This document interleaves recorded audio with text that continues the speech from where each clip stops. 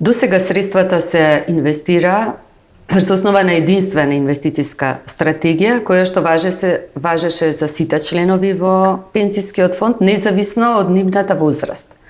Сега, законските измени предвидуваат во рамките на ист фонд да се формираат така наречени подфондови или различни портфолија, растечко, балансирано и конзервативно, во чија што суштина се инвестициски стратегии со различен ризик.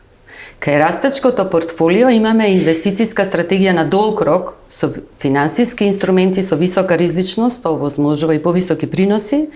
Кај балансираното имаме умерена инвестициска стратегија, балансиран, умерен ризик, да кажам. А кај конзервативното имаме заштита, кај што ни е потребна заштита на средствата за пензионерите или во пред пензионерската возраст на нашите членови, кога е најважна сигурноста и ликвидноста на средствата. Така да сите три инвестициски стратегии имаат различна портфолио и различни ограничувања во однос на финансиските инструменти каде можат да се инвестираат средствата на нашите членови.